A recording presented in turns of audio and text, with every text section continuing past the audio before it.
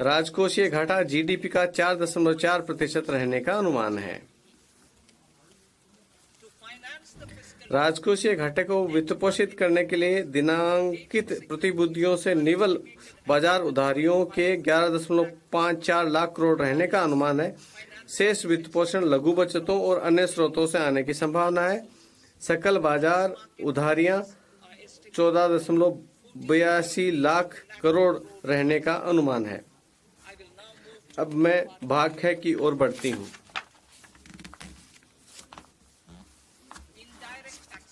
अप्रत्यक्ष कर। सीमा शुल्क से संबंधित मेरे प्रस्तावों का उद्देश्य टैरिफ संरचना को युक्तिसंगत बनाना है और शुल्क प्रतिलोम का समाधान करना है। इससे घरेलू विनिर्माण और मूल्य संवर्धन को सहायता मिलेगी, निर्यात को बढ़ावा मिलेगा, व्यापार सुविधाजनक बनेगा और आम आदमी को राहत भी मिलेगी। जुलाई 2024 के बजट में घोषित सीमा शुल्क दर संरचना की व्यापक समीक्षा के भाग के रूप में मैं 7 टैरिफ दरों को हटाने का प्रस्ताव करती हूँ। ये 2023-24 के बजट में हटाई गई थी। 7 टैरिफ दरों से के अतिरिक्त हैं। इसके बाद शेष बची टैरिफ दरें शून्य दर पर सहित 8 रह जाएंगी। दूसरा, मोटे तौर पर प्रभावी शुल्क दायित्व बनाए रखने के लिए कुछ मदों जहां ऐसे दायित्व मामूली रूप से कम होगा को छोड़कर उपयुक्त कर लगाने का प्रस्ताव करती हूं। तीसरा, एक से अधिक उपकर अथवा अधिभार नहीं लगाने का प्रस्ताव करती हूं। इसलिए मैं उपकर के अधीन 82 टैरिफ लाइनों पर समाज का कल्याण अधिभार से छूट देने का प्रस्ताव करती हूं। मैं अब क्षेत्र विशिष्ट प्रस्ताव प्रस्तुत करती हूँ। औषधि और दवाओं पर आयात पर राहत। मैं रोगियों, विशेष रूप से कैंसर, असाधारण रोगों और अन्य गंभीर जीर्ण रोगों से पीड़ित रोगियों को राहत देने के लिए 36 जीवन रक्षक औषधियों और दवाओं को बुनियादी सीमा शुल्क से पूरी तरह छूट देने का प्रस्ताव करती हूँ। मैं 6 जीवन रक्षक दवाओं को 5% के रियायती सीमा शुल्क वाली दवाओं की सूची में शामिल करने का प्रस्ताव करती हूँ। पूर्ण रूप और रियायती शुल्क उपयुक्त के निर्माताओं के लिए थोक औषधियों पर भी इसी प्रकार ये लागू होंगे। औषधियों कंपनियों द्वारा चलाए जाने वाले रोगियों सहायता कार्यक्रमों के अंतर्गत विशिष्ट औषधियां और दवाएं बीसीडी से पूरी तरह छूट प्राप्त हैं, बशर्ते कि दवाओं की आपूर्ति रोगियों को निःशुल्क की जाए। मैं 13 नए रोगी सहायता कार्यक्रम के साथ साथ 37 अन्य दवाओं को इसमें शामिल करने का प्रस्ताव करती हूँ। घरेलू विनिर्माण और मूल्य वर्धन को सहायता। महत्वपूर्ण खनिज। जुलाई 2024 के बजट में मैंने 25 ऐसे महत्वपूर्ण खनिजों पर बीसीडी से पूरी तरह से छूट दी थी जो घरेलू तौर पर उपलब्ध नहीं है। मैंने 2 अन्य ऐसे खनिजों पर भी बीसीडी कम की थी ताकि विशेष रूप से एमएसएमई द्वारा उनकी प्रोसेसिंग को बड़ा प्रोत्साहन दिया जा सके। अब मैं कोबाल्ट पाउडर और लिथियम आयन बैटरी, पारा, जिंक और 12 अन्य महत्वपूर्ण खनिजों के अपशिष्ट एवं अवशिष्ट पर पूरी तरह से छूट का प्रस्ताव करती हूँ। इससे भारत के विनिर्माण के लिए उनकी उपलब्धता सुनिश्चित करने तथा हमारे युवाओं को लिए अधिक रोजगार उपलब्ध कराने में मदद मिलेगी।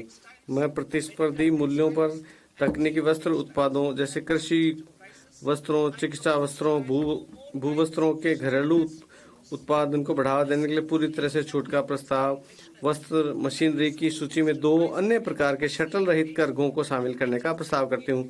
मैं नो टैरिफ लाइन के द्वारा कवर किए गए बुने वस्त्रों पर 10% अथवा 20% के बीसीडी दर को संशोधित कर 20% अथवा 115 रुपये प्रति किलोग्राम जो भी अधिक हो करने का भी प्रस्ताव करती हूँ। हमारे मेक इन इंडिया नीति के अनुसार और प्रतिलोम शुल्क संरचना को ठीक करने के लिए मैं इंटरेक्टिव फ्लैट पैनल डिस्प्ले पर BCD को 10% से बढ़ाकर 20% करने और ओपन सेल तथा अन्य घटकों पर BCD को कम करके 5% का प्रस्ताव करती हूँ। वर्ष 2023-24 के बजट में मैं LCD LED टेलीविजन के ओपन सेल के विनिर्माताओं के लिए ओपन सेल के पुर्जों पर BCD को 5% से कम करके 2.5% कर दिया था। ऐसे ओपन सेल के विनिर्माताओं को और बढ़ावा देने के लिए हम इन पुर्जों पर BCD छूट प्राप्त होगी। Lithium ion battery. मैं इलेक्ट्रॉनिक वाहनों के बैटरी के विनिर्माण के लिए 35 अतिरिक्त पूंजी वस्तुओं और मोबाइल फोन बैटरी विनिर्माण के लिए 28 अतिरिक्त पूंजी वस्तुओं को छूट प्राप्त पूंजीगत वस्तुओं की सूची में शामिल करने का प्रस्ताव करती हूँ। इससे मोबाइल और इलेक्ट्रॉनिक वाहन दोनों के लिए लिथियम आयन बैटरी के घरेलू विनिर्माण को बढ़ावा मिलेगा। पौध परिवहन क्षेत्र।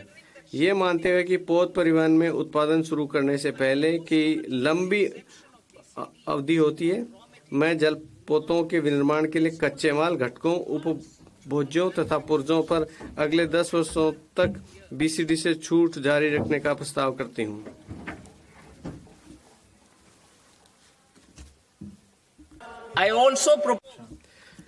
मैं पुराने पोतों को तोड़ने और अधिक प्रतिस्पर्धी बनाने के लिए इस सामान छूट देने का भी प्रस्ताव करते हूँ। मैं वर्गीकरण उत्पादों को रोकने के लिए कैरियर ग्रेड इथरनेट स्विच पर BCD non carrier ethernet switch को सक्षम बनाने के लिए 20% से कम करके 10% का प्रस्ताव करती हूँ।